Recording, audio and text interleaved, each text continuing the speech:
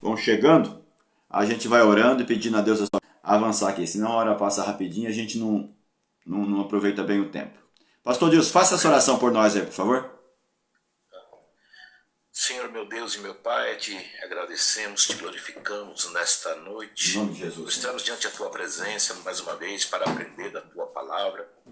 Pedimos a ti que o Senhor abra o entendimento, meu Pai, a mente, abra os nossos ouvidos e os nossos corações para receber a tua palavra. Em nome de Jesus, Pai. É no nome santo do Senhor Jesus, peço que o Senhor abençoe o teu servo também, que há de trazer essa aula, usando, Senhor, meu Deus, em nome de Jesus, cada vez Pai. mais, segundo a tua graça, segundo o teu Santo Espírito, em nome de Jesus, segundo a tua vontade. Nós te suplicamos, nós pedimos e nós te agradecemos, no nome santo do Senhor Jesus. Amém. Amém. Então vamos lá, vamos dar uma recordada rápida aqui. A gente viu já os três aspectos da oratória dentro da visão aristotélica, chamado tripé. O tripé de Aristóteles, que foi, no caso, né, o ethos. Vimos aí a questão do ethos, mostrando que o pregador precisa de credibilidade, precisa de caráter, precisa de fundamentação bíblica, fundamentação ética, cristã, precisa de testemunho para conquistar a plateia, ou seja, a plateia que vai nos ouvir, eles sempre querem ver em nós uma vida correspondente ao que a gente prega, né? Vida de oração, de leitura bíblica, testemunho, caráter, pontualidade, etc. Aí vimos o patos, na página 3 também vimos o patos, que é a parte da emoção, né? É a importância do pregador colocar também sentimento, paixão, né, na sua fala.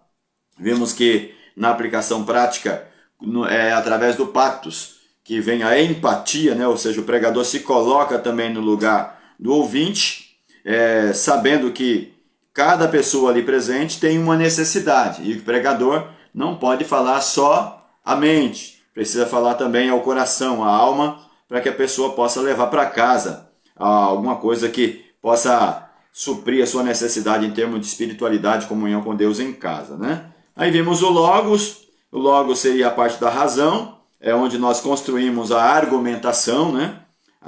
Isso a partir da fundamentação bíblica. Vimos aí até uma fala do Santo Agostinho, né? Uma dialética do Santo Agostinho, a argumentação de Agostinho dizendo: entendo para crer e creio para entender, ou seja, eu entendo para crer, mas isso não quer dizer que a gente não tem que continuar crendo para entender, né? Ou seja, a fé é essa via de mão dupla. Eu entendo e eu creio e eu entendo. Eu entendo, eu creio e eu entendo. Ou seja, não tem como só viver com fundamentações intelectuais teóricas, né? É necessário a gente crer também, a gente viver uma vida com Deus em comunhão no dia a dia também. Aí paramos aí justamente na página 5, o equilíbrio necessário que deve haver entre esses três, né? Qual seria o equilíbrio que deve haver entre os três? Entre o ethos, entre o patos e o logos, no caso, né? A gente vai ver aí, paramos na página 5. Voltamos da página 5 aí então. Vamos lá, vamos pegar aí essa parte agora, né? Equilíbrio necessário. Uma oratória poderosa é o resultado da fusão desses três elementos, né? Tanto do patos, tanto do ethos, do patos e do logos, né? Então vamos lá. Sem ethos, caráter, a mensagem é uma mentira técnica, ou seja, a pessoa tem uma facilidade de fala, tem uma capacidade até de convencimento através do verbo, né, da palavra em si, das argumentações, das ideias, mas quando o ouvinte descobre que aquilo não tem nada a ver com a vida de quem está falando, ele não consegue alcançar a credibilidade da plateia, né? Sem o pato, sem a emoção, a mensagem é um monólogo acadêmico sem vida, ou seja, aquela fala linear, fria, sem sal, né? Conforme... Pode falar.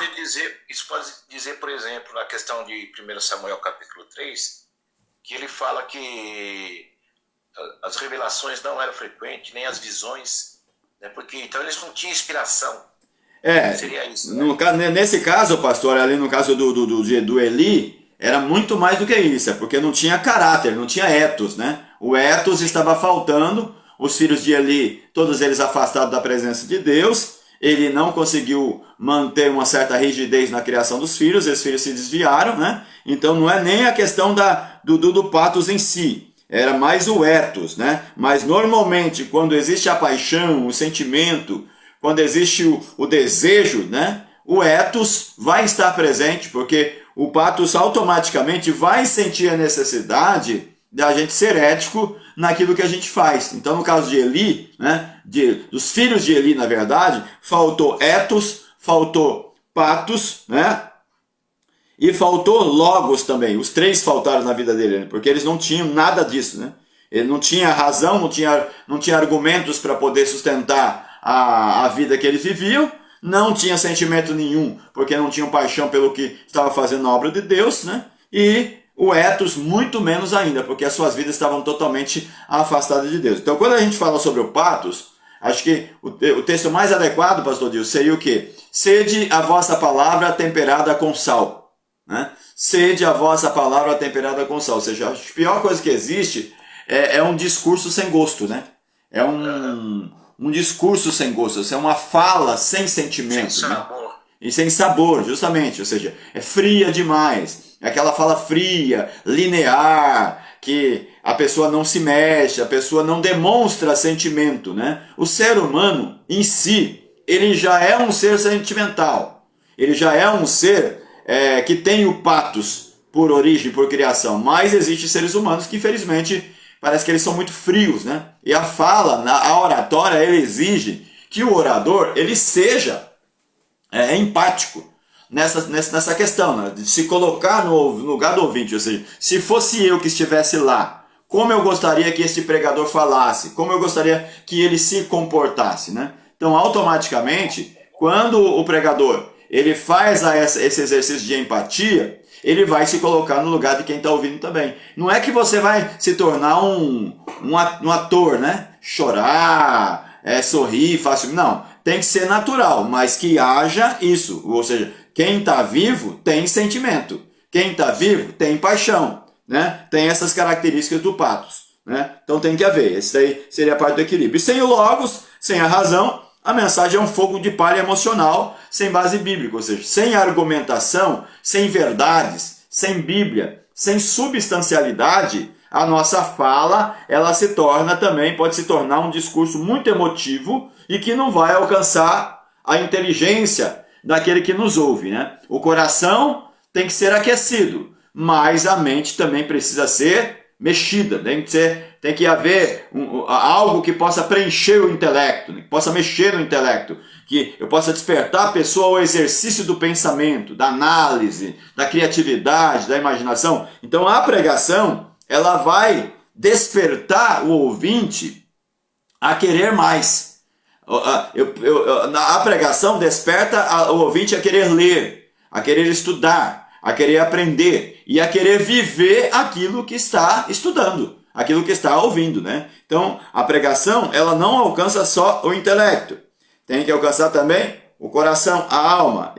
E a pregação precisa levar o ouvinte a entender que a nossa fala, ela é ética, ela é a palavra que tem que ser vivida, né? Tanto o pregador que fala, quanto o ouvinte também é convidado a mudar de vida no aspecto ético, né? Isso é importante demais. Aí nós temos aí a nossa fala, deve funcionar como o veículo sagrado, que transporta o pensamento eterno de Deus para a realidade temporal do ser humano. Então grifa essa parte aí. Nossa fala deve funcionar como um veículo sagrado, ou seja, a minha comunicação, ela é um veículo, ou seja, é um meio pelo qual nós transportamos o pensamento do eterno. Deus fala através de homens. Deus vê através de homens. Né? Deus age na vida do outro através de homens. Nós temos lá a fala de Deus para Jeremias. Jeremias, o que você está vendo? Né? O que você está vendo? Ele disse, eu vejo uma vara de amendoeiro. Então, o que é o profeta?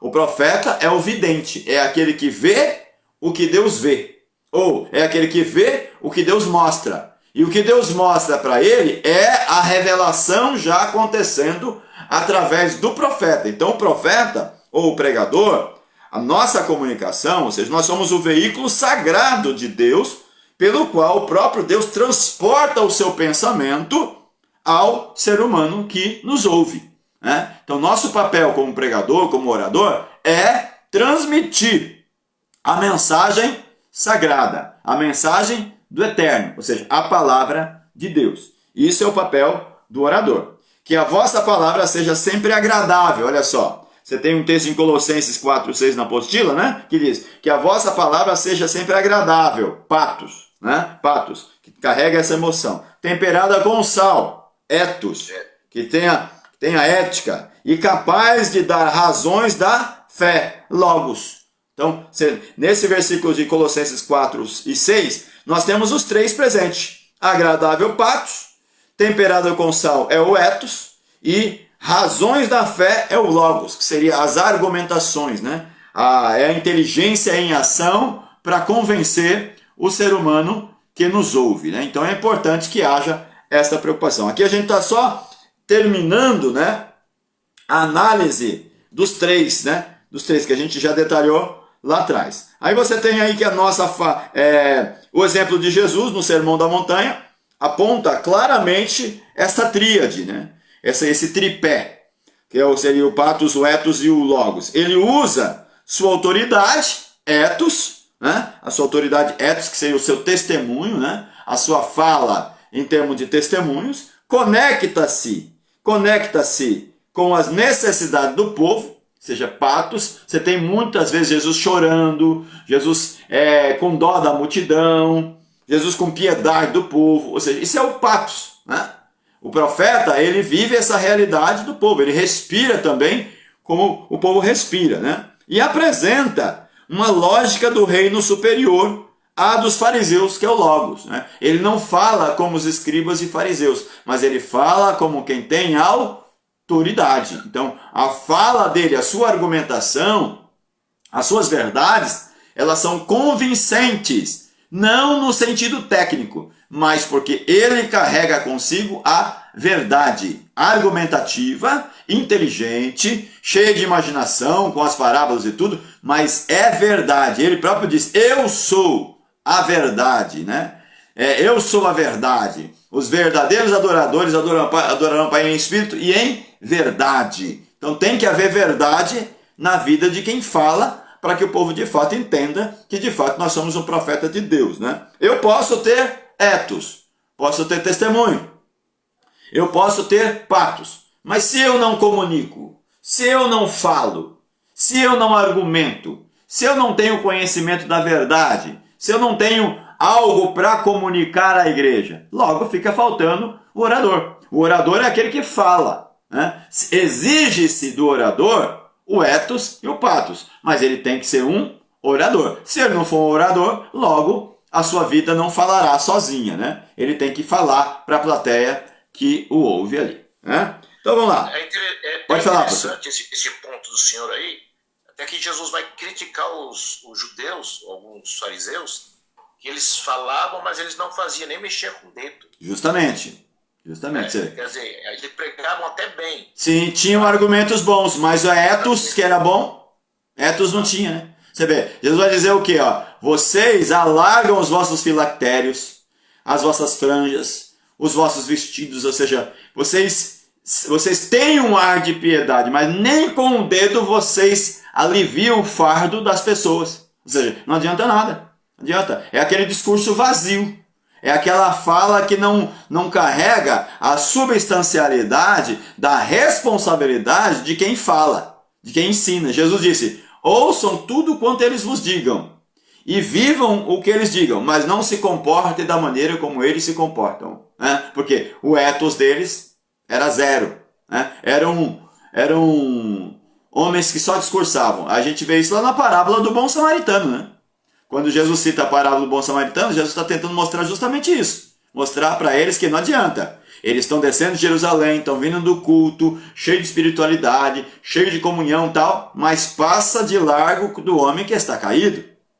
Passa de lá, não tem piedade, não tem patos e não tem etos, ou seja, aí vem o outro, né? O que não é daquelas cercanias, que não tem nada a ver com aquela religiosidade toda que é o samaritano, e vai lá e socorre o homem que está caído. Né? É lamentável isso. Né? E olha que esse homem que está caído é um homem que estava vindo também de Jerusalém, possivelmente do culto. Os três eram companheiros de culto no mesmo lugar, mas piedade que era bom? Zero. Não tinha. Vamos lá. Vamos analisar agora em termos de porcentagem esse gráfico aí, para a gente ver como que funciona, né? O equilíbrio entre os três no caso. Lógico que aqui é apenas uma perspectiva, né? Não é padrão que seja 10 a 15% o etos, que seja 25 a 35 o logos, e que seja de 50 a 65 o patos. Aqui vai variar muito de acordo com a situação, de acordo com a ocasião, de acordo com a pessoa. Mas é apenas uma perspectiva para vocês entenderem que existe, sim, deve haver sim uma preocupação de quem fala. Quem fala tem que entender que ele é um orador. Ele tem que ter argumentos, tem que ter logos, ele tem que ser um ser vivo, mostrar emoção, carregar as suas palavras de emoção, de sentimento, de paixão e também, acima de tudo, ter uma vida com Deus, um testemunho. As pessoas sentem quando o pregador tem de Deus. Né? As pessoas sentem quando o pregador ele está cheio de Deus, está falando de acordo com aquilo que Deus quer. As pessoas sentem, mas as pessoas também sentem o vazio do pregador. As pessoas também sentem a frieza do pregador. Hoje a igreja não é enganada tão fácil hoje em dia, não. Tem muitos enganadores? Tem. Muita gente cai? Cai. Mas tem muita gente de discernimento e que sabe que, de fato, muita gente por aí está enganando muita gente. Mas tem muitos que sabem também a verdade, que conhecem a verdade, que sabem quando, de fato, Deus está usando mesmo uma pessoa ou não. Né? Então vamos lá. Os três pilares seriam etos, logos e patos. A porcentagem estimada de etos em um discurso é de 10 a 15%, ou seja, a credibilidade... Uma travada aí, meu pastor? Não, aqui não. Acho que deve ter sido aí, pastor. Né? Aqui não. O etos, ele... Acho que o seu microfone está fechado, pastor. Não? Tá não, pastor. Os outros estão me ouvindo? Estou ouvindo aqui, pastor. Acho que deve ter sido... Alguma coisa você apertou aí, pastor? Então, o etos, ele representa de 10 a 15%. Ou seja, o testemunho de quem fala, a credibilidade de quem fala, pesa de 10 a 15%. Por quê? Porque é a vida com Deus. É a vida de oração, de piedade, de santidade, de justiça, de amor, de bondade. É a oração, é o jejum, a leitura da palavra. Isso vai abrir a porta da confiança para que as pessoas nos ouçam. Seria a função no discurso. No discurso, o testemunho funciona como a porta que se abre para a confiança de quem nos ouve. Seria isso. Sem isso, se as pessoas souberem que de fato quem eu sou, né? Vai lá que chega lá na igreja lá, aí o pregador está pregando, está falando tudo tal, e do lado tem alguém que conhece ele, né? Que conhece a pessoa que está pregando. Ih, você está ouvindo esse cara pregar aí, mas eu conheço bem a vida dele. A vida dele como o pessoal chama, é um pau de galinheiro, né? Tá sujo, tá sujo. Ou seja, logo as pessoas que ouvem aquele que dá aquele testemunho negativo, vai dizer o quê? Então, então não quero ouvir esse homem, não. Então não quero ouvir. Ou seja, ele perde a credibilidade do povo de acordo com o testemunho que lhe falta, né? Então não adianta querer pensar que o povo é besta. O povo não é besta. O povo sabe e a gente tem que tomar cuidado com isso. A função no discurso do etos é abrir a porta da confiança ou da credibilidade na vida do pregador. O logos, 25 a 35% aproximadamente. E a função no discurso é convencer a mente com a verdade. Convencer a mente com a verdade. Logo o quê? Aqui quando eu cito mente, eu estou citando alma. Alma. Eu não cito mente fria, eu sinto alma. O intelecto, a inteligência, a percepção de quem me ouve. É através do logo que nós convencemos as pessoas a nos ouvir e acreditar naquilo que a gente diz, como a verdade. Então, fica atento, fica atento. Vocês podem ter credibilidade do ethos, né? Mas se o seu logos, as suas argumentações, as verdades que você diz não consegue convencer o seu ouvinte, só o testemunho neste momento não vai servir, porque naquele momento você é um orador.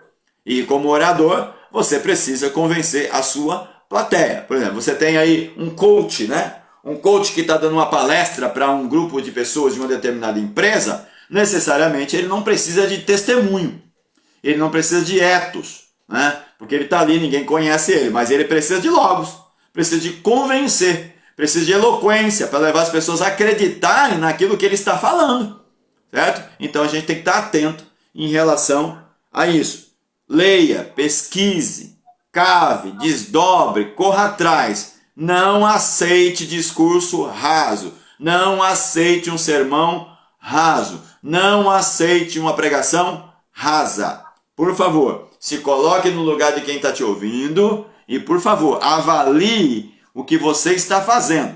Né? Avalie o que você está fazendo. Para que as pessoas não te ouçam e você fique depois decepcionado com o que você falou. Né? Tem muita gente por aí, a gente agradece a Deus, né? A gente agradece a Deus tranquilamente a pessoa que tem testemunho e a pessoa que tem patos. Mas, irmãos, às vezes só isso não basta. Porque ele foi convidado para ser um orador, um pregador, um palestrante. Então, por favor, vá preparado, se qualifique, pesquise, esgote todas as possibilidades de argumentações que você puder estudar. Lá na hora, o Espírito Santo é quem vai te dar graça e inspiração para a fala, ou iluminação, orientação para a fala. Mas a sua parte você precisa fazer. Abre bem a tua boca e eu encherei. Não, lá na hora eu vou abrir a boca e Deus vai me dar. Não, não é assim que funciona. Não é assim que funciona. Por isso vocês têm que ter isso aqui, ó, material de pesquisa. Aqui na lateral aqui em casa aqui é livre para tudo quanto é lado. Né? Tenha material de pesquisa, tenha um dicionário, compre comentários bíblicos, compre enciclopédias bíblicas, compre Bíblia de estudos, compre diversas traduções de Bíblia, tenha todas se necessário for. Hoje com os aplicativos aí, você tem tudo à sua disposição, mas não dá para ir para um púlpito, para uma tribuna despreparado. Não dá. Você vai passar vergonha, você vai sair envergonhado, principalmente porque hoje a plateia que nos ouve é uma plateia muito mista, muito mesclada. E às vezes a gente nem sabe quem é que está ali. A gente pensa que todas as pessoas que estão ali são pessoas comuns, né? Pessoas simples. De repente você tem um doutor, né? Você tem um psicólogo, você tem um advogado, você tem um juiz, você tem um psicopedagogo, um professor, um teólogo. Você tem pessoas de diversas camadas sociais. Então, poxa, você vai passar vergonha, né? Eu não estou querendo dizer aqui que Deus não usa o homem simples. Mas o simples não quer dizer que ele tem que ser ignorante em relação ao assunto que ele estuda. Pesquise, faça a sua lição de casa e vá preparado o melhor possível que você puder. Tive uma experiência no domingo agora, passado. Sim. Tem uma mensagem que eu prego. O tema dessa mensagem é as riquezas das migalhas de Deus. É um tema interessante que eu prego sobre a mulher Ciro-Fenícia. Está lá em Mateus e está lá em Marcos. No Marcos 7, se não me engano, acho que Mateus 15. Está lá. Jesus disse, não é lícito, não é bom tirar o pão dos filhos e dá-lo aos cachorrinhos. Né? Então, domingo, fui pregar em igreja em Francisco Morato, aqui, cidade vizinha. E eu gosto sempre de dar uma pesquisada em algumas expressões gregas, né? Que às vezes tem alguns textos que a profundidade do texto depende muito da palavra grega que está ali. E existe três palavras, ou pelo menos duas palavras interessantes dentro desse texto, né? Sobre a mulher Ciro-Fenícia, que é a palavra cachorrinho, e a palavra migalha, né? São duas palavras. Não é lícito tirar o pão dos filhos, do grego huios, né? Huios, filhos, e deitá-lo aos cachorrinhos. Por que Jesus ele usa a palavra no diminutivo e não o termo normal, cachorro? Ele usa cachorrinho. Aí você vê, você tem uma diferença interessante nesse termo. Você tem a palavra kinarion, né? Kinarion. A palavra kinarion, ela quer dizer cachorrinho. Cachorrinho, né? Kinarion. Né? Kinarion quer dizer cachorrinho. Ou seja, Jesus não usou a palavra kion. Ó, a palavra kion quer dizer cachorro. Cachorro mesmo. Kion é cachorro. Agora, kinarion é cachorrinho. Por que ele usou isso no diminutivo e não usou cachorro? Isso pesa na pesquisa. Então, aí outra palavra interessante é a palavra migalhas, que vem do grego psikion.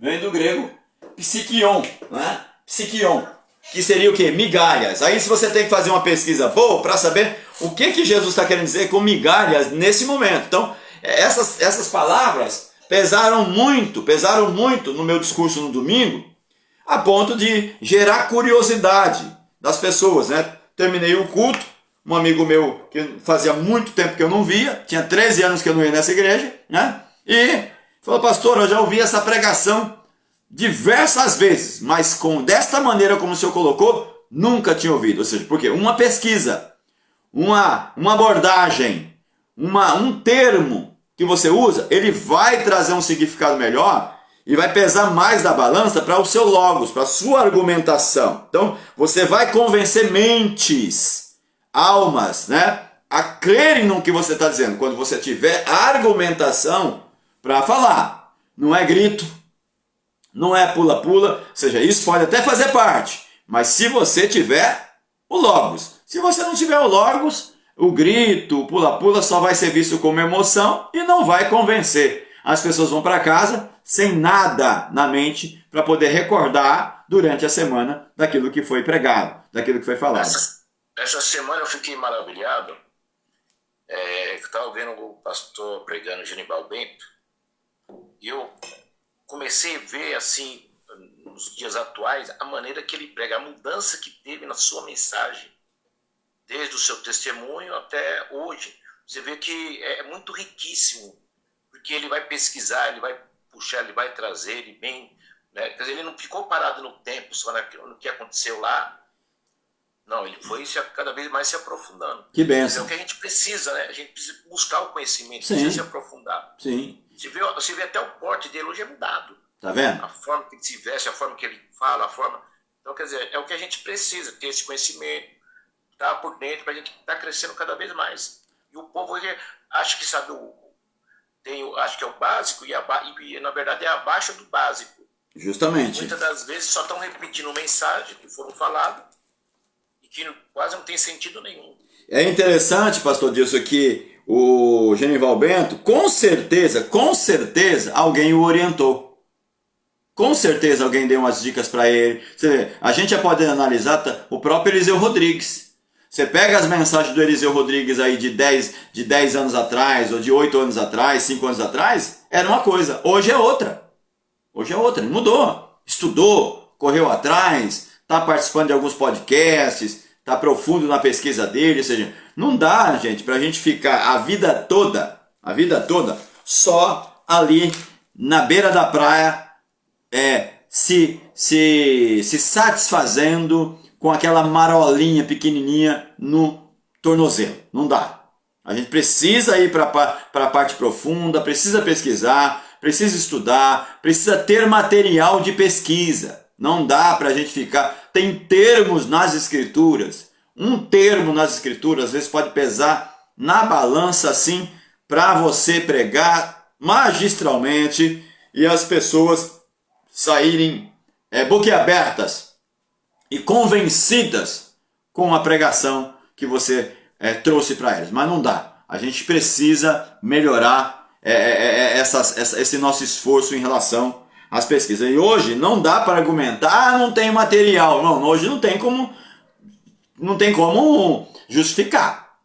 com o advento das IAs aí da vida, né? Do chat, do Gemini, etc. e outras, não dá. Se você souber fazer uma busca muito bem feitinha, muito bem construída, você consegue achar muita coisa na própria internet para você fundamentar a sua pesquisa, a sua pregação. Só não saia falando besteira, só não saia pesquisando e não sem pedir uma bibliografia daquilo que o chat te trouxe. Ah, eu quero pregar sobre a ressurreição. E simplesmente você coloca lá, o chat fala sobre a ressurreição, mas você não pede uma base bibliográfica, você não pede grego, você não pede hebraico, você não vai confrontar para ver se de fato é aquilo mesmo. Então você tem que saber fazer uma pesquisa boa. Por isso, eu ainda prefiro isso aqui, ó.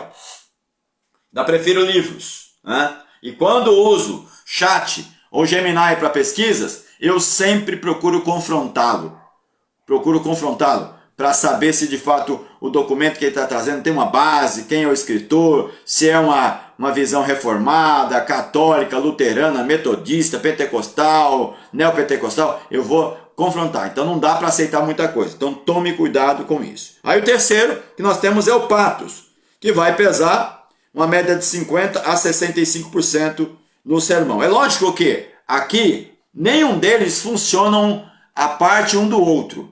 O patos só vai ter a função no discurso de conquistar o coração das pessoas para a transformação se houver a verdade. Se você não tiver o logos no meio, não adianta nada. Vai ser um discurso emocional. Vai ser aquele teatro emocional que as pessoas vão chorarem, vão se emocionar, vão levantar as mãozinhas para o alto e tal. Mas que verdade você deixou na mente deles, né? Então, os três são importantes para a construção do discurso. Tanto ethos, tanto logos, como patos. Os três juntos, bem equilibrado, bem fundamentado, bem construído, você vai ter um discurso, uma pregação excelente e com certeza os seus ouvintes vão sair ali daquele culto, daquele momento ali, embevecidos, espantados, o tanto quanto Deus falou com eles através daquela fala. Então, fica atento aí, porque não podemos deixar a peteca cair nesse sentido aí, tá bom? Antes de prosseguir aqui, vamos lá. Pastor Dilson participou bem aí. Atuante tem Monelci, nosso irmão Misael, o Lucas também conosco aí também. Vejam aí, vocês querem argumentar alguma coisa, querem falar alguma coisa, querem perguntar alguma coisa, fiquem à vontade. Vamos lá. Pastor Davi. Pode falar. Uma dúvida. Vamos lá. O senhor estava falando, é uma dúvida de outra aula. O senhor estava falando que esses daqui são os pilares para um discurso. Mas o senhor falou que toda palavra ela tem que ser temática. Ela tem que trazer um tema e trabalhar aquele tema. Minha dúvida é o seguinte, como que eu sei que talvez eu possa estar pensando que aquele tema é o correto e aquilo que a palavra quer dizer. Mas como que eu sei se aquele tema está certo? Olha, normalmente, aí no caso, Lucas, para você entender melhor essa questão de como que eu sei se o tema está certo ou não, nós vamos precisar chegar lá na frente e distinguir, começar a falar sobre os três tipos de sermão, que seria no caso o temático, o textual e o expositivo. Mas vamos lá, vamos tentar ver se eu consigo trazer aqui uma explicação dentro do que eu entendi do que você falou, certo? Você tem um tema, certo? Você tem um tema. Como que eu vou saber se aquele tema é o tema adequado para aquele momento ou não? Em primeiro lugar, é oração. É oração. É saber que Deus de fato queira falar através daquele assunto ou não. Mas entenda bem o quê? O tema, ele é uma ideia. O tema nada mais é do que uma ideia. Essa ideia tem que ser uma ideia forte. Tem que ser uma ideia forte. Não pode ser uma ideia fraca. Entendeu? Não pode ser uma ideia fraca. Eu quero falar nesta noite sobre amor. Peraí. Amor? Você tem amor de pai, amor de mãe, amor de irmão, amor de Deus. O ágape, o storge, o eros. Você tem diversos tipos de amor. Então, você tem que ter um tema, uma ideia forte. Em primeiro lugar é isso. Um exemplo simples, se eu fosse usar um tema, a visão que só o cego teve. A visão que só o cego teve. Então, é um tema, é uma ideia forte. É uma ideia forte. Por quê? Porque dentro do tema, o senhor usou um paradoxo. É chamado de paradoxo, é antagônico. Ou seja, peraí. Aí, a visão que só o cego teve. Peraí, o cego não enxerga. Então, nossa visão é o quê? O cego não enxerga. Quem disse que o cego não enxerga? Né? Quem disse que o cego não enxerga? Quando eu vou pregar sobre o cego de Jericó, eu falo sobre 5 coisas que o cego viu que a multidão não viu. Então o cego vê. Então, mas você vê, o tema ele é forte por quê? Porque a ideia ela é paradoxal. Peraí, uma coisa que só o cego vê, você vê. Peraí, o cego não vê. Aí automaticamente as pessoas vão querer me ouvir porque a ideia é forte. Então não pode ser uma ideia fraca, tem que ser uma ideia forte. Tem que ser uma ideia que possa ser fundamentada. Né? Tem que ser uma ideia que possa ser fundamentada. A sua ideia, o seu tema pode ser fundamentado? Dá para sustentar a sua ideia através de textos bíblicos, de provas, de argumentações? Dá. Se der, beleza.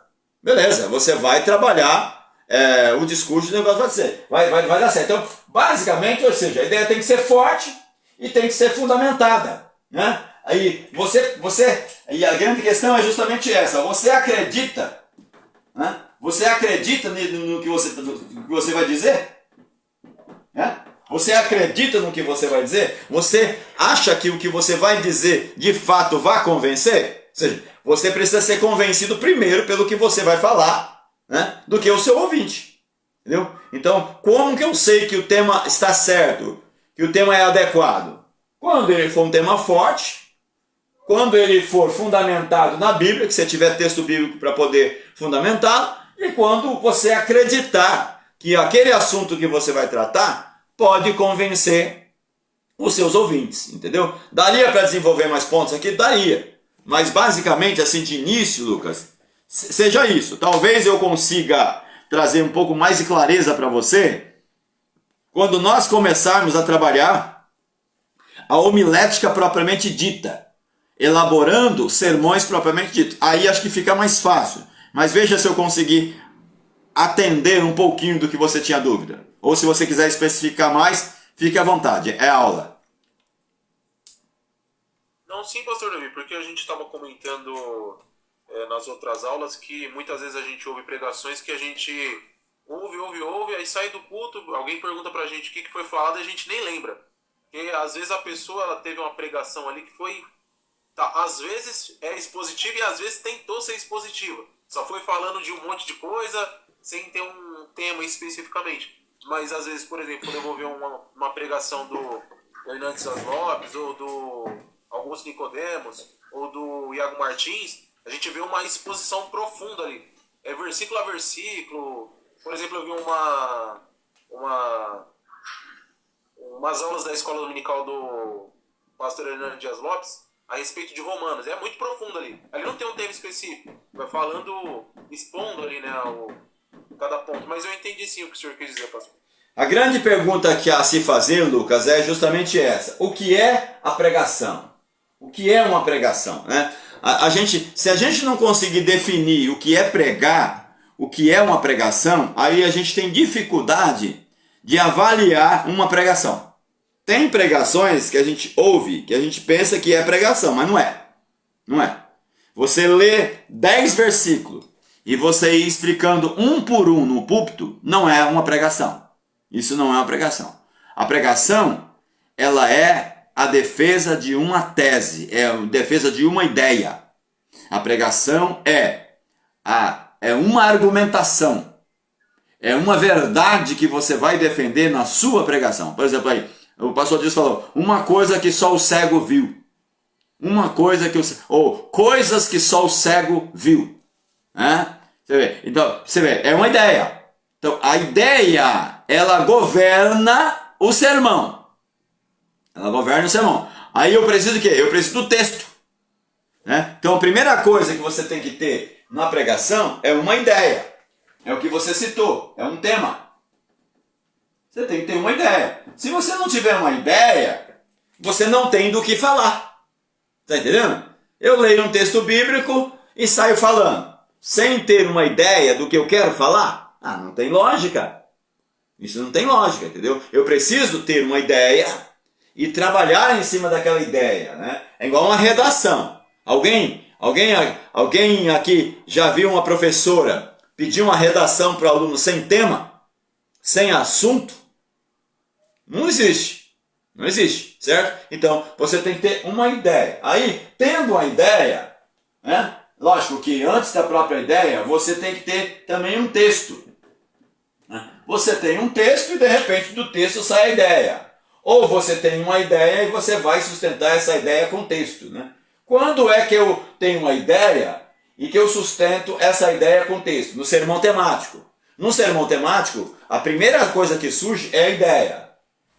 No sermão expositivo e textual, a primeira coisa que surge é o texto. Então aqui, quando você tem o texto, do texto vai sair a ideia. Certo? Vai sair a ideia. Então eu tenho o texto, tenho a ideia. Aí eu vou montar o quê? A pregação. Aí a partir disso, eu elaboro o sermão. Eu vou lá e elaboro o sermão. Isto é a pregação. Agora, uma pregação que você não tem uma ideia. Ah, mas ele tem um texto. Ele citou um monte de texto. Olha como ele prega bem. Ele citou 20 textos. Ele citou 50 textos. Pregação não é citar um monte de texto. Pregação é você expor uma ideia baseado em um texto. Ou expor uma ideia sustentado por diversos textos. Aí sim, sendo ela temático. Fora disso, isso não é pregação, Lucas, entendeu? Só uma pergunta. Vamos lá. Por exemplo, a pessoa que vai ministrar, ela pode ler o texto todo, por exemplo, Lucas capítulo 18, versículo 35 em diante, é pequeno, né? Sim. Um texto pequeno. Ou somente uma palavra só, só um versículo só já é o suficiente? Pode, ela pode, não tem problema nenhum. Agora, a grande questão, pastor Dilson, tá, beleza, você lê o texto, mas qual é o tema? Qual é a ideia que você quer defender? Qual é o assunto que você quer tratar? Por quê? Porque um texto, por exemplo, você pega São João 3,16. Quantos assuntos existem em São João 3,16? Você tem por quê? Por quê? O motivo. Deus, aquele que é o personagem pelo qual o Filho vem. Por que Deus? Por que motivo? Deus, a pessoa, amou a ação de amar desta pessoa, que é Deus. Porque Deus amou o quê? O mundo. Então você tem. Por quê? O maior motivo. Deus, a maior pessoa. Amor, a maior ação. O mundo, a maior extensão. De tal maneira, a maior intensidade, ou a maior intenção. Então você tem o porquê, o motivo. Você tem Deus, a maior pessoa.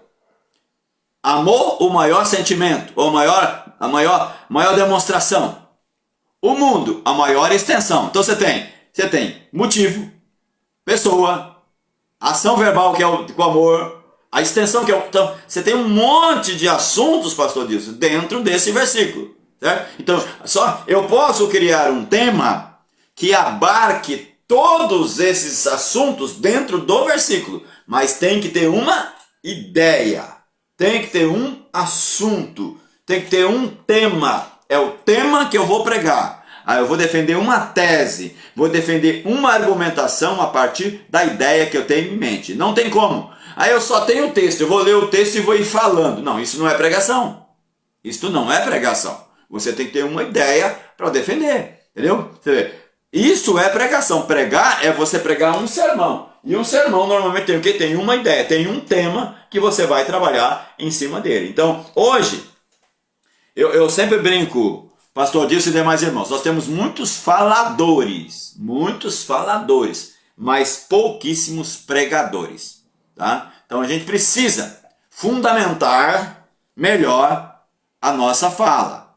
Sempre trabalhe em cima de uma ideia. Essa ideia sai do texto bíblico, como o senhor disse, pastor, ele sai do texto bíblico. Beleza. Pastor, mas eu não quero pregar um texto bíblico só. Então você vai pregar uma ideia chamada sermão temático. Você vai trabalhar um assunto e você vai sustentar esse assunto com diversos versículos de acordo com os pontos que você vai trabalhar. Nós vamos explicar isso em sermão temático.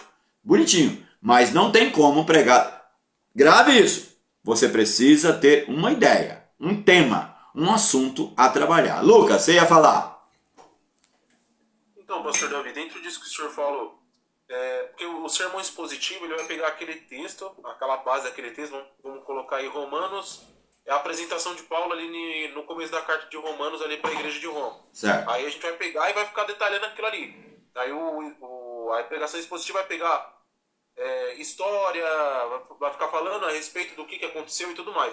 Agora no temático, eu vou pegar o que ampara aquele tema que eu vou falar, que eu vou expor, que eu vou argumentar, vai ser a Bíblia inteira para eu falar daquele tema, então.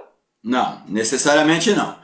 A sua primeira fala em relação a Romanos, isso se chama estudo bíblico, não é pregação. Você pode usar, eu quero pregar Romanos. Qual texto você quer pregar de Romanos? Eu quero pregar Romanos 2. Quero pregar Romanos 8. Eu posso trazer sim o pano de fundo.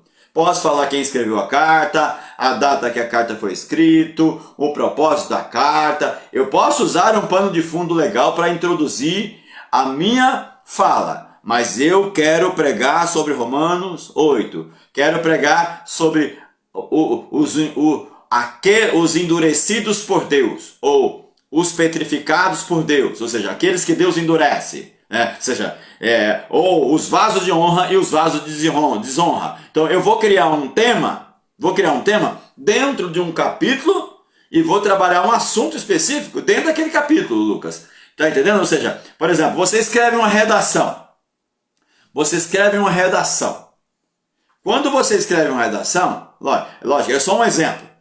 Você escreve uma redação baseado em quê? Em um tema, certo? Redação. Então, isso é sermão temático. Porque a redação é sempre baseada em um tema. Você até pode usar na sua redação uma citação de algum poeta, alguma argumentação por fora, tal, mas você está defendendo uma ideia na sua redação. Agora, quando você prega um sermão textual, a verdade que você vai falar já está no texto. Você tem que descobrir a verdade no texto e criar um tema em cima desta verdade que está dentro do texto. Por exemplo, eu preguei as riquezas das migalhas de Deus. Eu usei lá o Mateus 15 e usei Marcos 7. A mulher Ciro-Fenícia. Então, ou seja, tá lá. Eu tirei o tema de dentro do texto. Por quê? A mulher está dizendo: Senhor, socorre-me. A minha filha está horrivelmente endemoniada. E Jesus não lhe respondeu nada. Ela começa a gritar novamente: Jesus, filho de Davi, tem misericórdia de mim. A minha filha está horrivelmente endemoniada. Os discípulos dizem: Senhor, despede-a. Despede-a. Ela está gritando atrás de nós. Aí Jesus diz o quê? Eu não fui enviado, senão as ovelhas perdidas da casa de Israel. Beleza? Aí ele diz: eu não posso tirar o pão dos filhos e dá-lo aos cachorrinhos. Olha, então, aí surge: sim, Senhor. Olha, sim, Senhor. Mas também os cachorrinhos comem das migalhas que caem da mesa do seu Senhor. Então eu peguei o quê? Qual foi a sacada? Peraí. As riquezas das migalhas de Deus. Eu tirei o tema, eu tirei o meu assunto que eu fui trabalhar de dentro do texto. Agora, qual é o meu papel agora? Estudar o texto. Estudar o texto para tentar sustentar a minha tese, a minha ideia, a minha argumentação deste assunto. As riquezas das migalhas de Deus. Certo? Entendeu, Lucas? Eu tenho um tema que saiu do texto. E o texto vai sustentar cada divisão da ideia que eu tenho para defender baseado no texto. Isto é pregação. Tá entendendo? Quantos versículos que eu vou usar? Se for expositivo, de 6 versículos para cima. Se for textual, 5 versículos até o máximo 5 versículos. Mas não importa. É o texto que vai sustentar as minhas argumentações. Você vê aqui, ó, eu tenho a ideia saiu do texto. Eu vou elaborar o sermão. Entendeu? Aí vai sair a pregação. É assim que se elabora uma boa pregação. O Hernandes prega sem temas, Lucas? Vixe, agora você me pegou, pastor. O Hernandes não prega sem tema. Pode reparar. Eu quero dialogar com vocês. Eu quero conversar com vocês. Eu quero pensar com vocês. Ele sempre vai citar o assunto, o tema.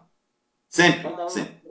Um que eu sempre vejo nessa parte de temático, que eu gosto muito também, é o pastor Luciano Subirá. Ele sempre no meio da mensagem ele fala, o tema da minha mensagem hoje é esse aqui. Às vezes ele começa falando, mas dá uns 5 minutos, assim que ele deu uma introdução na mensagem, fala, eu quero falar do tema tal. Então. Aí vai mais 50 minutos pregando. Então, ele é o assunto que ele está tratando. Ele não usa texto bíblico para sustentar o que ele está falando? Sim. Então, isso é pregação. Agora, pregação não é eu ler um texto e falando aleatoriamente, explicando versículo por versículo, sem seguir uma ideia, uma tese, entendeu? Isso não é pregação, isso é um estudo bíblico. É um estudo bíblico que você está fazendo ali. Vamos estudar Gênesis versículo por versículo. Qual é o tema? Não tem tema, ou seja, o tema é Gênesis inteiro. Vou estudar. No princípio criou Deus os céus e a terra, tal. Aí pronto, eu vou começar a explicar. No princípio, Bereshit, tal, no princípio. Quem é o princípio de todas as coisas? Deus, nele tudo começa e nele tudo termina, tal. Aí eu vou explicando versículo por versículo. Isso é estudo bíblico. Se eu quiser pregar, é outra coisa. Eu prego assunto, eu prego tema, baseado no texto ou não. Isso é pregação. Agora deixa eu tirar uma dúvida. Vamos lá. A gente que é crente desde criança, às vezes a gente não para pensar em algumas coisas que são tão comuns assim no dia a dia, como por exemplo a pregação e o estudo bíblico. O estudo bíblico, claro que eu consigo entender que ele tem a sua relevância para a gente poder se aprofundar na palavra de Deus. Mas a pergunta que eu queria fazer é o seguinte: para que serve a pregação e para que serve o estudo bíblico? A pregação, ela informa.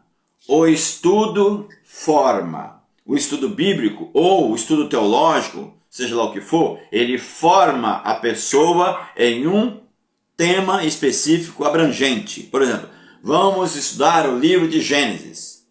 Pronto, então é um estudo bíblico dentro do livro de Gênesis. Ele é abrangente, ele é detalhado, ele é metódico, ele tem uma didática por trás, certo? Ele vai trazer uma formação. Opa, olha, eu sou formado, eu sou pós-graduado em Gênesis. É um estudo. Eu me formei. A pregação não. A pregação ela informa. Ela te traz informações. Você não vai ser formado em cima de pregações. Hoje, domingo passado, você ouviu uma pregação em um texto bíblico, em um tema específico. No próximo domingo, você não vai ouvir nada a respeito do que foi falado domingo passado. No outro domingo, menos ainda, você vai ver um assunto diferente. Ou seja, as pregações, elas elas trazem um tema para cada domingo, ou seja, ela não tem o objetivo de te formar, ela vai te despertar, ela vai te impactar naquele momento, vai te dar um chacoalhão naquele momento, te edificando, te consolando e te exortando. Mas o estudo bíblico não, o estudo bíblico te forma. Você vê, olha aqui, nós estamos em aula, certo? Nós estamos em aula, nós estamos aqui, ó, tem uma apostila, é metódico, eu estou escrevendo, eu estou explicando, vocês estão podendo fazer pergunta. Na pregação, quem é que faz pergunta? Quem é que sabe o que tem no papel do pregador?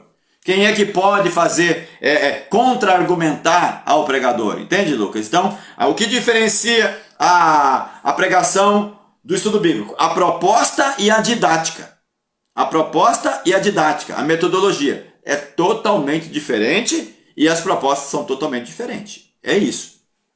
Pastor Davi, então pode-se dizer que tanto a pregação um casa com o outro, né? Um colabora com o outro, porque um chama para o outro, no caso, né? Justamente.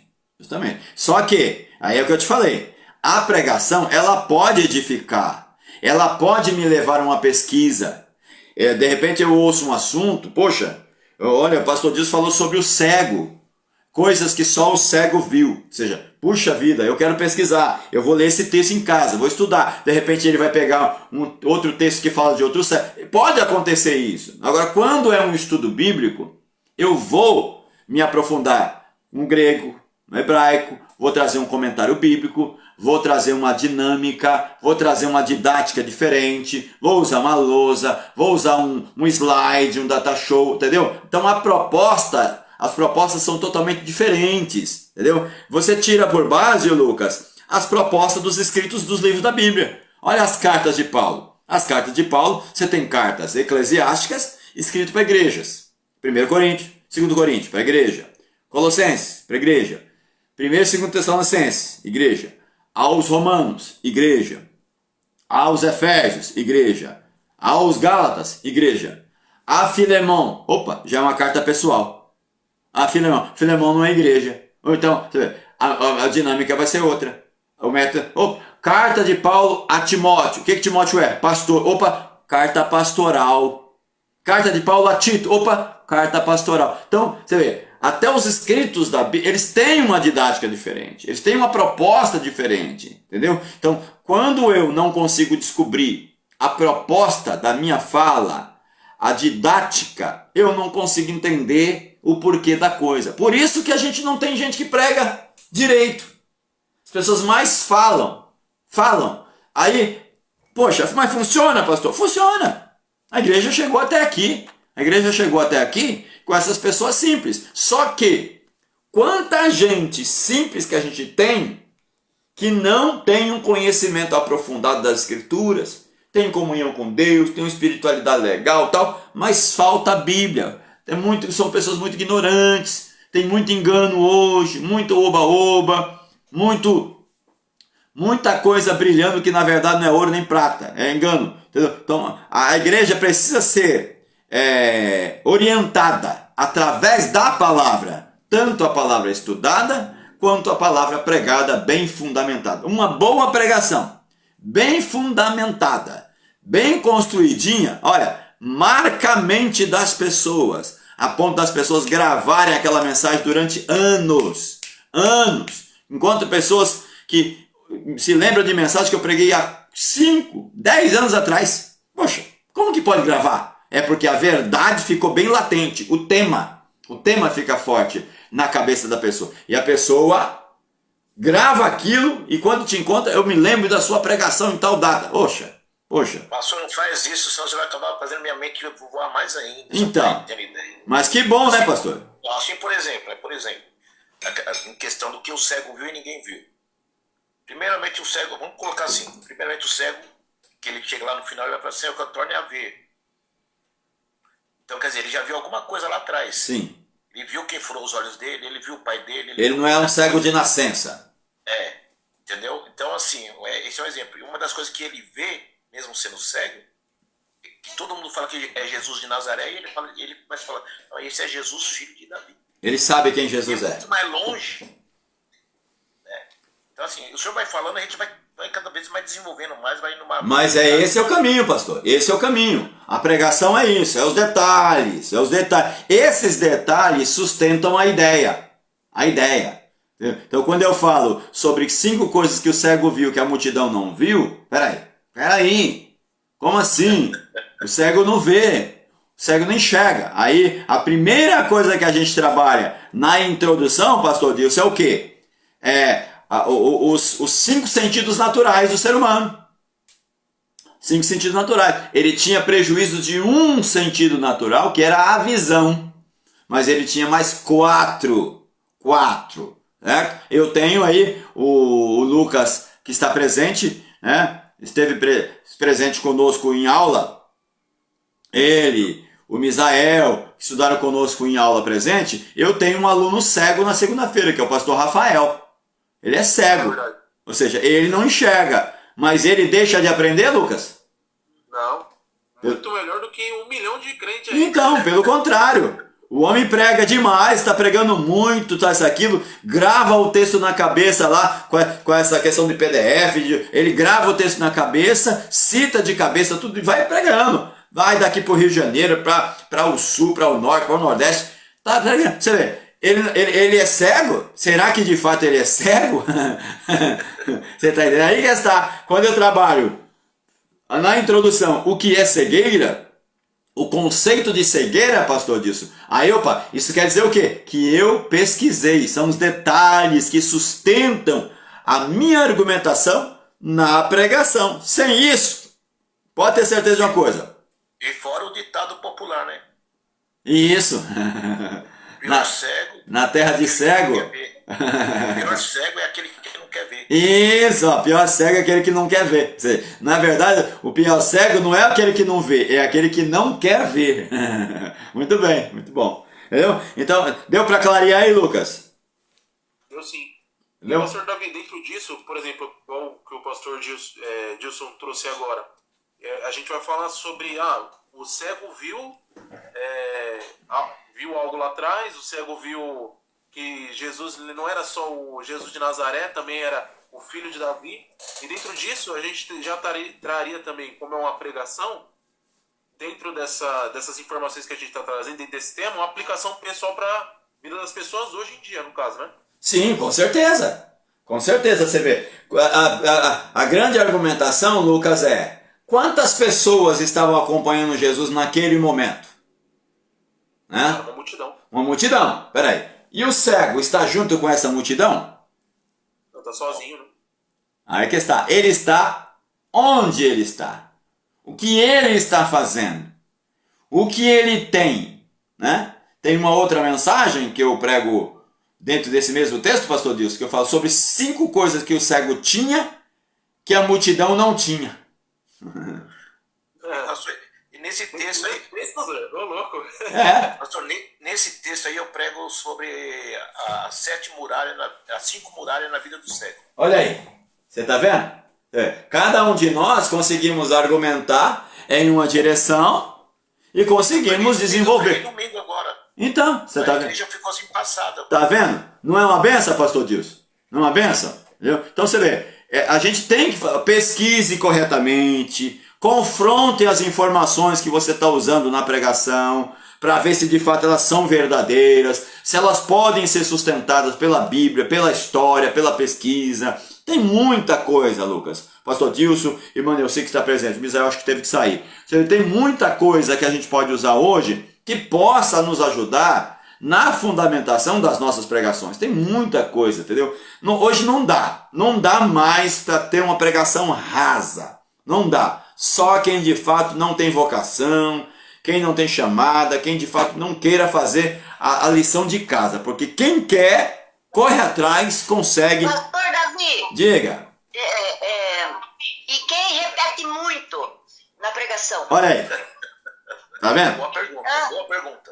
Daí entra, mano, Quem repete muito? Quem repete muito? 3, 4 vezes a mesma frase. Então. E aí aquela pregação se torna enjoativa. Então, aí, não é horrível isso? Que daí a nossa igreja, em vez de dar glórias a Deus, ela fica morta ali. Olha aí. Sabe? Tá vendo? Olha só. Fica repetindo.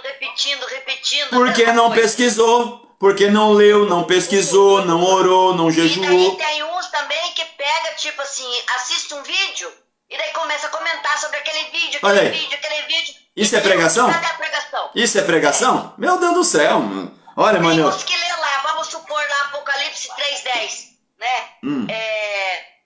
Que fala assim sobre a coroa, né? Sim. Guarda o que tens para que ninguém tome a tua coroa. E daí lê aquela frase ali, mas não prega aquela frase, não prega aquele versículo, entendeu? Não é daí triste? vai lá em outra coisa. Não é triste isso? Outra palavra. Não é triste E isso? daí aquela que ela leu, ela nem falou tudo. Ela fala tipo assim um pouco, e daí depois vai em outro lugar, e vai falando, e daí já fala em vídeo, daí já fala em outros... Nossa, daí se torna tão... Vira uma salada, né?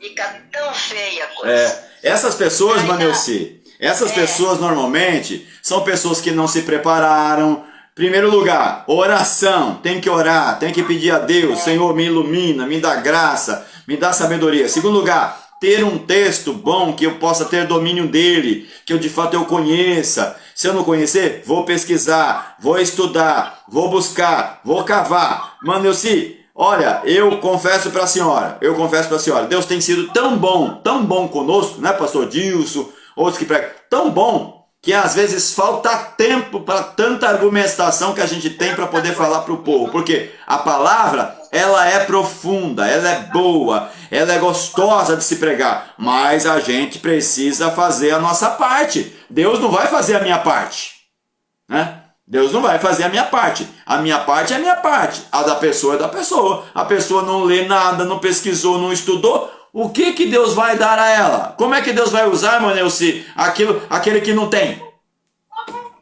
Pois é.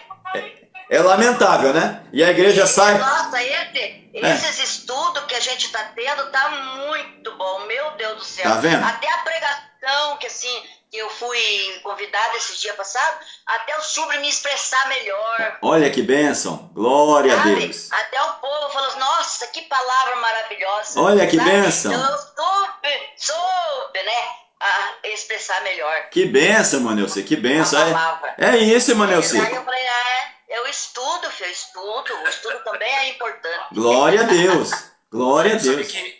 Sabia que esse é o caminho, É, né, para a gente fazer essas pessoas começar a estudar? é verdade. Porque elas começam a ver que tem conhecimento, tem estudo, tem unção, tem graça na palavra. Elas falam, não, deixa eu me preparar melhor, porque não é possível. O camarada pregou lá, eu tenho que trazer uma mensagem melhor. Só que para ele ter uma mensagem melhor, ele precisa estudar. Aí que está. Estudar, jejuar, consagrar. Isso. Para Deus usar. É bom o estudo, mas sem o Espírito Santo também não vai valer de nada. Sim, tá certinho, Manelci. Juntar uma coisa. Manelci, olha só, escuta bem isso aqui, ó. Uma coisa, a primeira coisa que eu ouvi quando eu fui começar a querer saber das coisas, a primeira coisa que eu ouvi foi justamente isso. Inclusive, eu tenho pedido oração por ele nos grupos aí, né? Meu tio, graças a Deus, saiu da UTI, tá no quarto agora, tá começando a melhorar um pouquinho e tal. Nós estamos orando e tal. Meu tio foi o meu mestre, Manelci. Quando eu comecei a fazer umas perguntas pro meu tio, que foi o meu mestre, eu fazia muita pergunta. Sabe o que o meu tio falou? Falou, Davi, você tem muito fogo na sua vida. Você tem muito fogo. O que é o fogo? A graça, a oração, o jejum, a consagração. Falou, você tem muito fogo, Davi, na sua vida, mas falta lenha. Por quê? Sem lenha o fogo... Nossa, apaga. Apaga. Não acenda, né? Sem a lenha o fogo não apaga. Sim, você tá? Sem lenha o fogo se apaga. Entendeu? Então as duas coisas, Manelci, as duas coisas têm que andar junto. Fogo e lenha e fogo tem que andar junto. Ou seja, o que é a lenha? É o conhecimento, é a pesquisa, é a leitura, é a minha parte. É a presença e a sabedoria junto. Isso, pronto. É a presença e a sabedoria junto. Você vê, o que Pedro disse lá? Antes crescei na graça e no conhecimento. Os dois, entendeu? Ou seja, tem uns estudiosos que dizem que este pássaro não voa só com uma asa. Que é o pássaro, o crente, o obreiro, aquele que de fato está na obra de Deus, ele tem que ter duas asas. A asa da graça e a asa do conhecimento. Aí ele consegue voar. Consegue voar e consegue voar alto. Aí ele vira a águia lá de Isaías, né? Subirão com asas como águia, né? Correrão e não se cansarão. Caminharão e não se fadigarão. Agora, se você só tem fogo, o fogo, uma hora, se não tiver lenha, ele vai se apagar. Mas se você tem fogo, taca a lenha, esse fogo nunca se apagará. Entendeu? Então, o pregador que hoje estuda, que ele faz a sua parte, que ele corre atrás, mas que ele ora, ele jejua, ele consagra, ele busca a Deus, ele terá os dois elementos. Irmãos, como é bom ouvir a pessoa que tem graça e conhecimento. Como é bom ouvir uma pessoa que tem capacitação Ele estudou, correu atrás, mas a graça de Deus está sobre ele. Que diferença não faz? Faz uma diferença gigantesca, não faz? Faz, com certeza. Então, É outra coisa, né, pastor?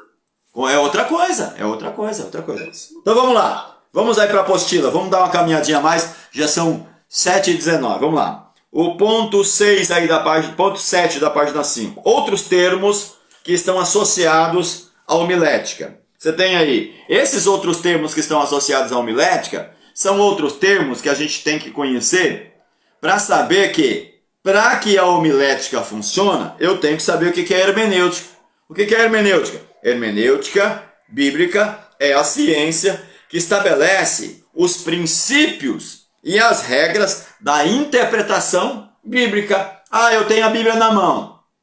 Eu tenho a Bíblia na mão, estou com a Bíblia na mão. Tá, mas eu preciso saber como pesquisá-la. Eu tenho que saber como interpretá-la, como que ler. Aí entra o que você falou, Lucas. O pregador, ele tem que saber. Ah, vou pregar em Romanos. Paulo escreveu para quem? Para os romanos. Que data? De onde? Em que língua? Qual foi o assunto? Qual foi o motivo? Tal. Todas essas informações vai me trazer clareza sobre o livro que eu vou estudar, sobre o livro que eu vou pesquisar. Então, não tem como. Tem Bíblia que traz isso, né? Isso. Você pega uma Bíblia de estudo, por exemplo, aqui como a King James, no caso, que está aqui bem pertinho de mim aqui. Você pega, por exemplo, aí, como a King James, ela vai te trazer tudo isso lá na introdução. Você tem lá, e vai trazer toda a informação lá no início. Você pega, por exemplo, aqui, você pega um livro de Eclesiastes, por exemplo, aqui, né? Você pega lá, você tem a autoria, o propósito, a data da primeira publicação, um esboço geral do livro, né? Você vê, é um tipo de Bíblia que você tem lá, as palavras em hebraico, você pega, por exemplo, lá, o Provérbios 31, né? Provérbios 31 lá, na segunda parte, quando vai falar sobre a mulher virtuosa, cada versículo traz uma letra do alfabeto hebraico. Você tem do Aleph até o Tav, aqui ó, no estudo. Você vê, ela traz tudo isso. Aqui ó, você vê, é uma Bíblia de estudo, ela vai te ajudar. Vai te ajudar. Agora, eu preciso saber como usá-la.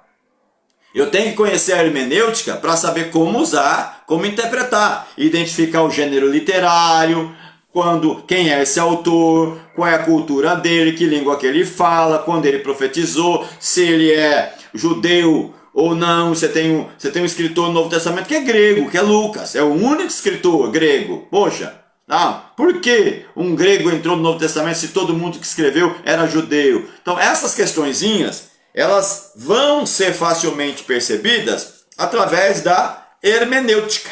Eu tenho que ter um conhecimento de hermenêutica bíblica para saber trabalhar bonitinho essas questões todas aí, tá? Senão, eu vou ficar perdidinho naquilo que eu vou argumentar, tá? Vamos lá, página 6, né? É isso? Isso? Vamos lá, página 6. Ô Lucas, eu vou pedir para você ler para mim, né? Para você ler para mim, que essa minha apostila aqui, ela tá faltando justamente a página número 6. Lê para mim aí, Lucas, a continuação aí. Aqui na parte, outros termos que estão associados à hermenêutica, né? Isso. Aí, ponto 1, hermenêutica. A hermenêutica bíblica é a ciência que estabelece os princípios e as regras de interpretação da Bíblia. Pode seguir. Vem do grego exegeses, tirar para fora os pensamentos que o escritor tinha quando descreveu um dado documento, isto é, literalmente significa tirar de dentro para fora o sentido do texto, interpretar. Então você vê, essa daí seria o quê? A exegese, né? A exegese. O que é exegese? É você tirar de dentro para fora, né? Normalmente, quem dá aula sobre interpretação diz que quem usa a hermenêutica, ele usa a picareta, ele usa a enxada, ele usa o enxadão, a pá, para poder cavar, Quem usa a exegese já usa uma retroescavadeira, já usa um trator, porque a capacidade de interpretação é maior. O exegeta, ele conhece o grego, conhece o hebraico, conhece o aramaico, conhece a crítica textual, conhece muita coisa a mais. Então, tanto uma quanto outra, ela vai acrescentar em muito na vida de quem prega, mas é necessário que tenha o conhecimento disso. Vai lá, Lucas, pode continuar. 3, texto.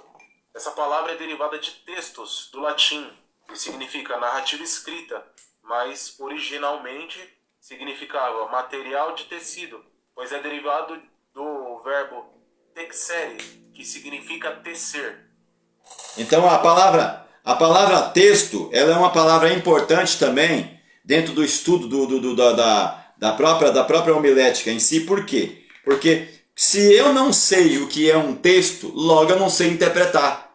Entendeu? A palavra ela vem de texere, da onde vem a palavra tecido, ou seja, o que é um tecido? O tecido é feito de quê? De fios. Feito de fios. Fios de quê? Fios de lã, de linho. Fios de lã, de linha, de linho e etc, né? Você pode usar um monte de coisa, ou seja, mas não existe como fazer um tecido sem a linha, seja de que material for. Então o tecido, ele é uma formação de diversas linhas que vai dar o resultado de um tecido, vai formar um tecido. Então, o que é um texto? O texto é um tecido. O texto é um tecido, então eu preciso saber desdobrar o tecido e colocá-lo à disposição de quem está me ouvindo. Então, o papel do pregador é desdobrar o tecido, é dar o significado do texto a quem lhe ouve, é pesquisar, é correr atrás, correr atrás do significado da... Ah, Pedro, tu me amas? Tu me amas, Pedro? Jesus perguntando para Pedro, tu me amas? E Pedro vai lá e diz, sim, Senhor, eu te amo, tal. Aí eu falo, tá tudo certo. Jesus perguntou e Pedro respondeu certinho. Peraí, não é assim. Se de fato Pedro tivesse respondido certinho, o que Jesus tivesse perguntado, né? Jesus não perguntaria 3 vezes. Peraí, se de fato Pedro respondeu certinho o que Jesus perguntou, por que Jesus insistiu 3 vezes na mesma pergunta? Opa, tem algo aí que tem que ser entendido. Então o que eu tenho que fazer? Eu tenho que desdobrar o tecido. Eu tenho que abrir o tecido e mostrar para o meu ouvinte o que o texto quer dizer. Isso é a palavra texto, que vem de texere. Vai lá, Lucas, continua. 4. Contexto. Vem do latim Contexere.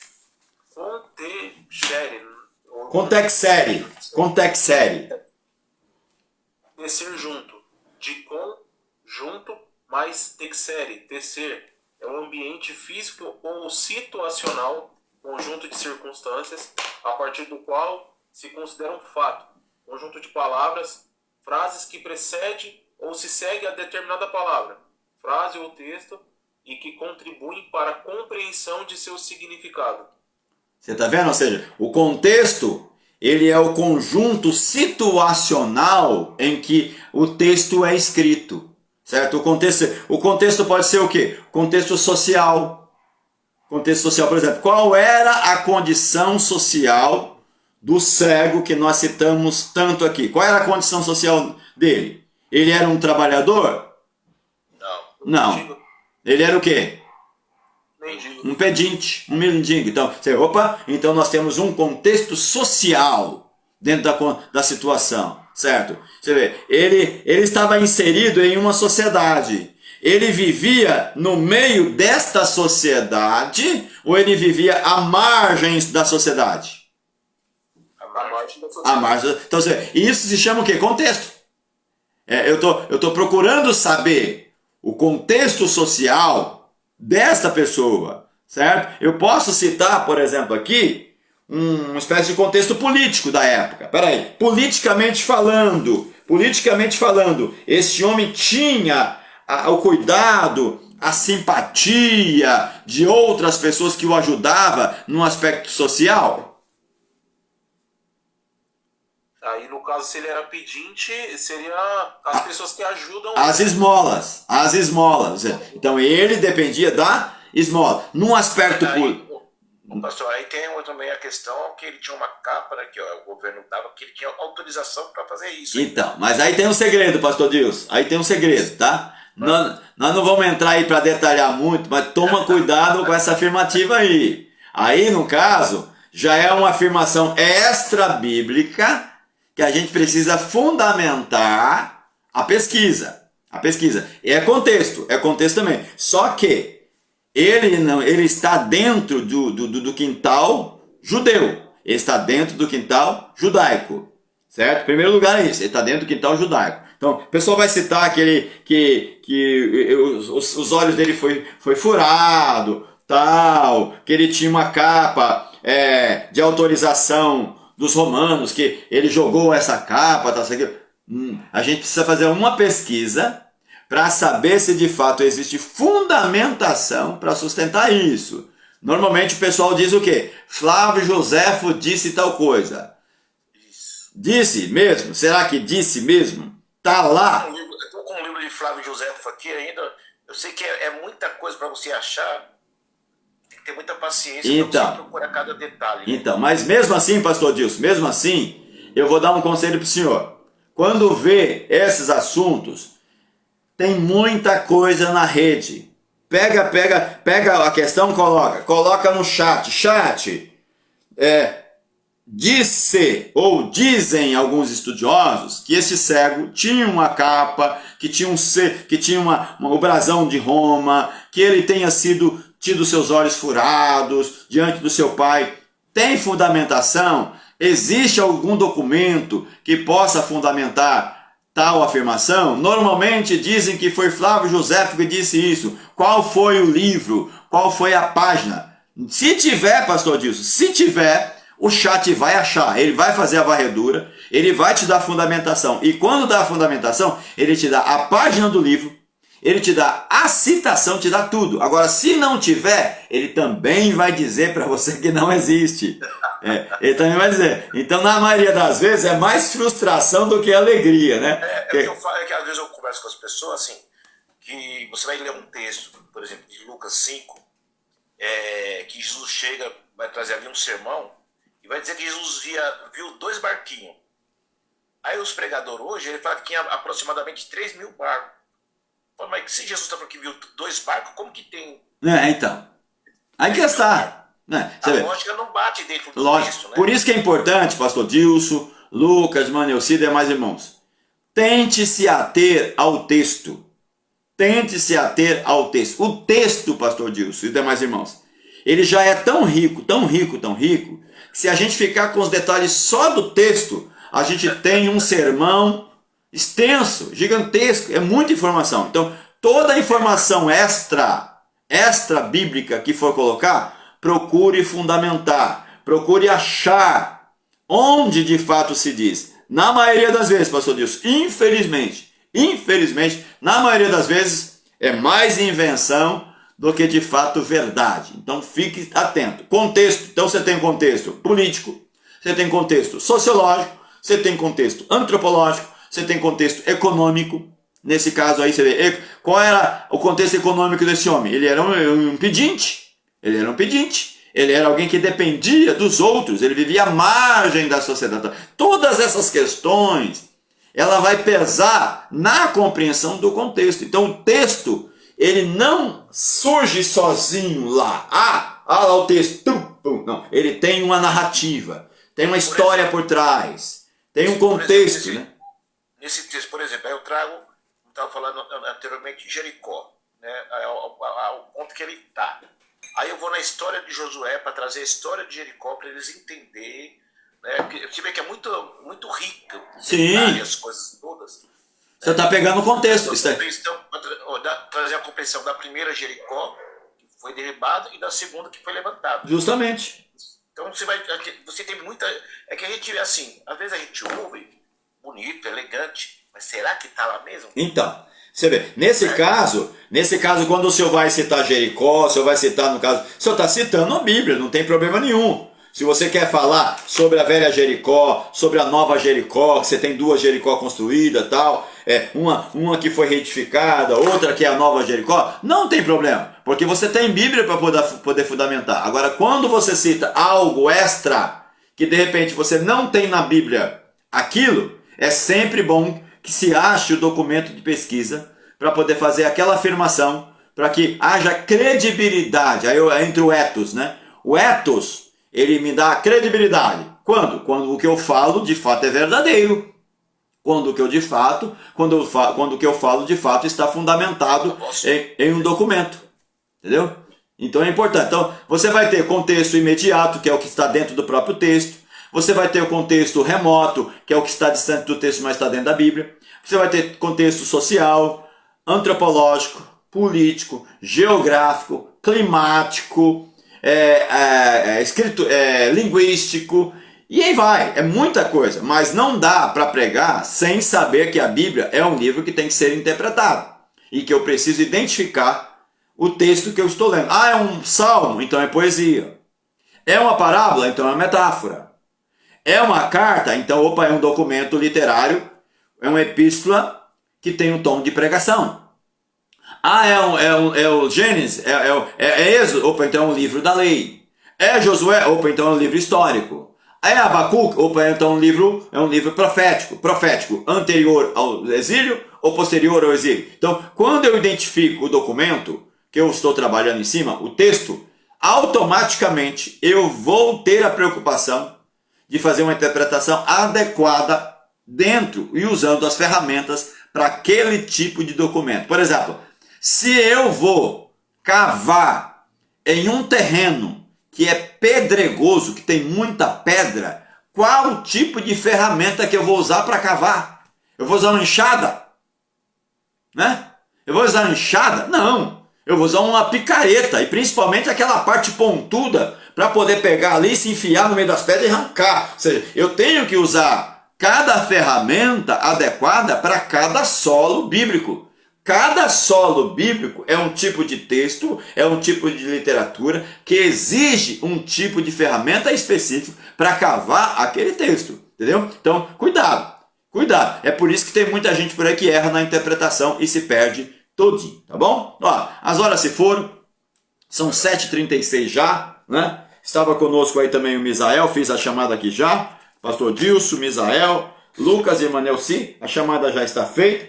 Vamos agradecer a Deus por esse período que passamos. Vamos voltar na página 6 aí, tá? Vamos voltar em exegese. Vamos voltar em exegese e daí a gente segue pegando o restante, a gente vai avançar, vamos aprender, vamos estudar em nome de Jesus. Valeu hoje, irmãos. Foi suficiente aí? Deu para dar uma avançada, crescer bem?